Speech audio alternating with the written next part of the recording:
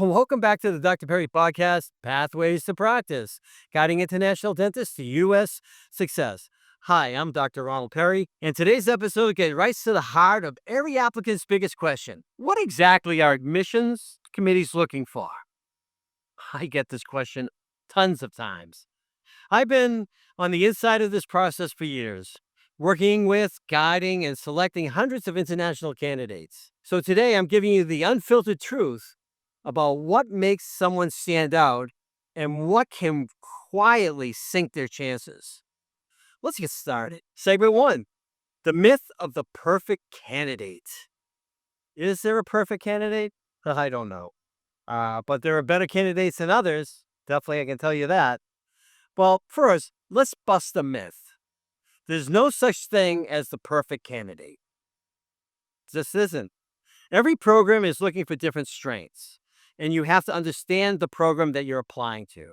Now, I know that every one of you will apply to maybe 10 programs, maybe 15 or more. Everyone's trying to get into the program, but have you really looked into it and see if it's a good fit for you?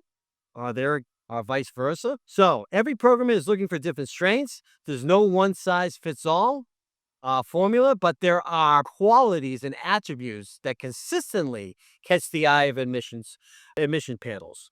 Here's what they're not looking for. Not looking for. Someone that has high scores and nothing else.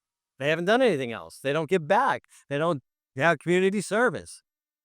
Someone who's memorized the right answers and they know exactly what to say or anticipate what the questions are going to be in the interview questions.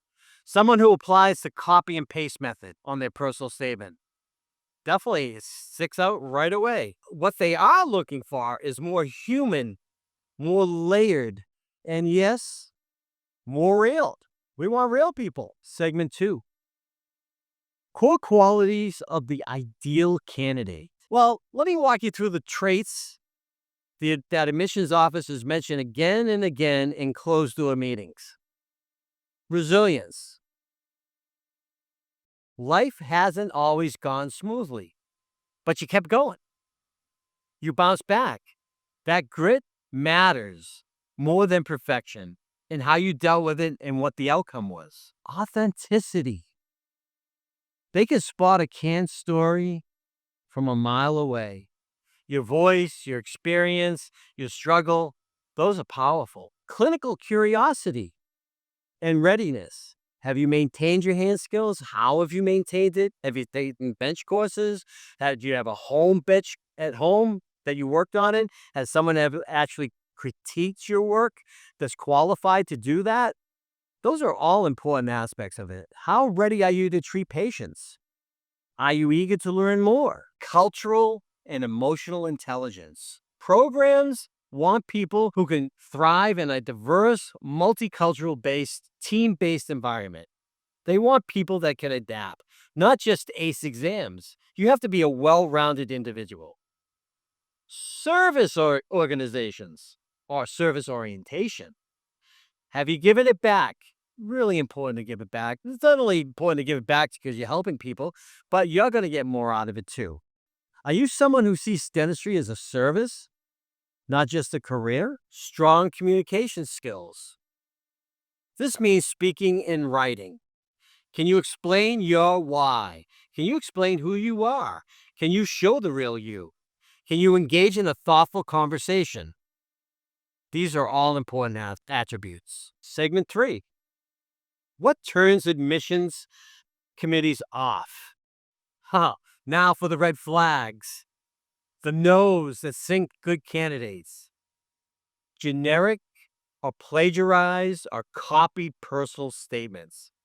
Those will definitely sink you. Lack of clinical continuity, unless you can explain the why behind it because you had a personal battle, whether it was sickness, a family member, or whatever the case may be. Excuses without reflection. Failures are not necessarily bad things, but they can make you stronger if you utilize them and you can learn from them. Robotic or over-rehearsed interviews. I know you're all good.